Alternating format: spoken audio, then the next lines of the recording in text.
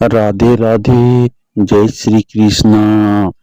मार्गशीर्ष मासे अघन मासे कृष्ण पक्ष एकादशी तिथों में आप सभी का श्रीमद् भागवत महापुराण कथा अध्याय 77 में स्वागत है।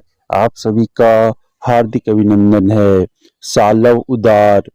श्री सुखदेव जी कहते हैं, परीक्षित, अब प्रद्युम्न जी ने हाथ मुंह धोकर कवच पहनकर धनुष धारण किया और सारथी से कहा कि मुझे वीर घुमान के पास फिर से ले चलो।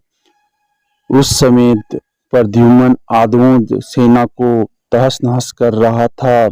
प्रद्युम्न जी ने उसके पास पहुंचकर उसे ऐसा करने से रोक दिया और मुस्कुराकर 8 बाण मारे।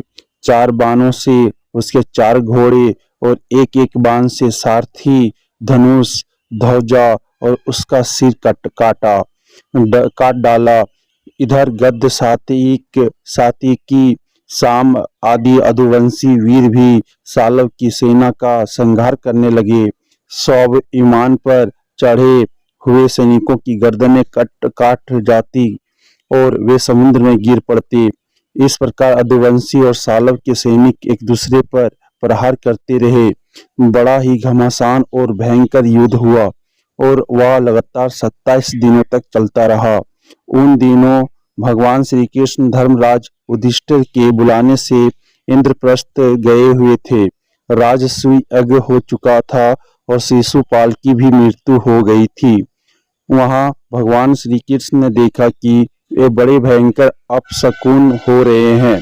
तब उन्होंने कुरुवंश के बड़े बूढ़ों ऋषि मुनियों, कुंती और पांडवों से अनुमति लेकर द्वारका के लिए प्रस्थान किया। वे मन ही मन कहने लगे कि मैं पूज्य भाई बलराम जी के साथ यहाँ चला आया। अब शिशुपाल के पक्षपाती क्षत्रिय अवश्य ही द्वारका पर आक्रमण कर रहे होंगे। भगवान श्री कृष्ण ने द्वारका में पहुंचकर देखा कि सचमुच यादवों पर बड़ी विपत्ति आई है।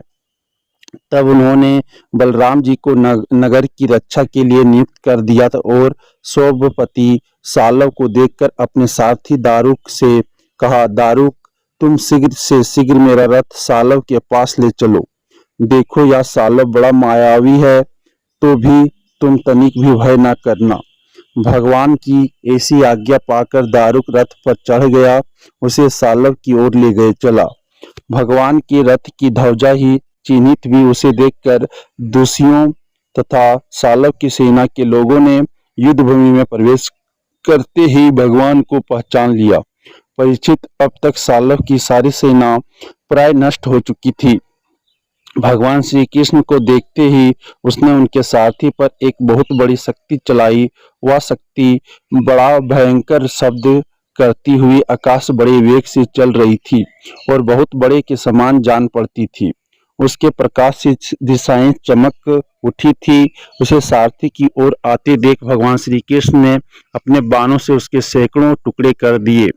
इसके बाद उन्होंने सालव को 16 बाण मारे और उसके विमान को भी, जो आकाश में घूम रहा था, असंख्य बाणों से चलनी कर दिया। ठीक वैसे ही जैसे सूर्य अपनी किरणों से आकाश को भर देता है। सालव ने भगवान श्री कृष्ण की बाईं भुजा में, जिसमें सांग्र धनुष शोभायमान था, बाण मारा। इससे सांग्र धनुष भगवान के हाथ से छूटकर गिर गया। अब यह एक अद्भुत घटना घट गई। जो लोग आकाश या पृथ्वी से यह युद्ध देख रहे थे, वे बड़े जोर से हा हाई पुकार उठे।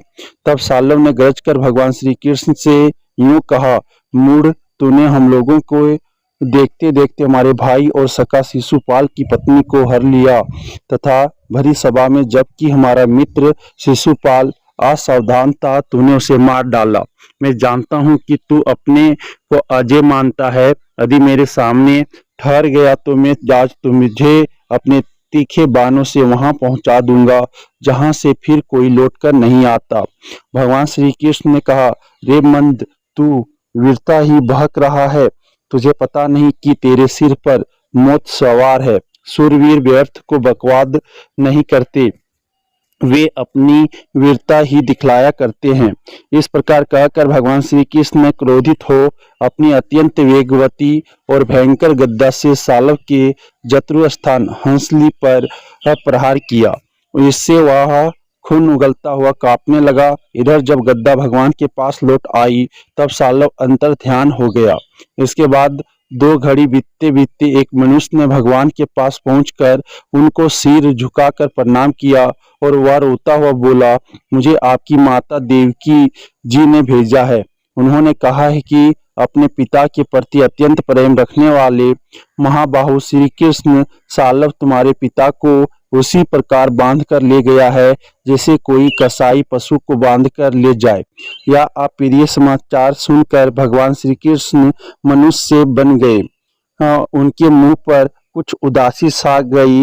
वे साधारण पुरुष के समान अत्यंत करुणा और खेद से कहने लगे, ओह ओहो मेरे भाई, ओहो बलराम जी को तो देवता अथवा असुर कोई नहीं जीत सकता। वे सदा सर्वदा सावधान रहते हैं। सालव का बल पौरुष तो अत्यंत अल्प है, फिर भी इसने उन्हें कैसे जीत लिया और कैसे मेरे पिताजी को बांध कर ले गया। सचमुच प्रबुद्ध बहुत बलवान है।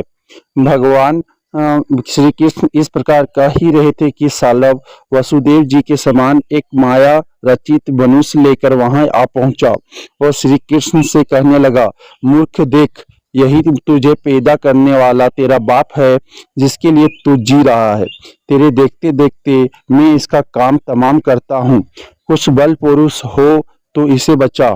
मायावी सालव ने इस प्रकार भगवान को फटकार कर माया रचित वसुदेव का सिर तलवार से काट दिया और उसे लेकर अपने आकाश अस्त विमान पर जा बैठा। परीक्षित, भगवान श्री कृष्ण स्वयं सिद्ध अज्ञान स्वरूप और महानुभव भाव है।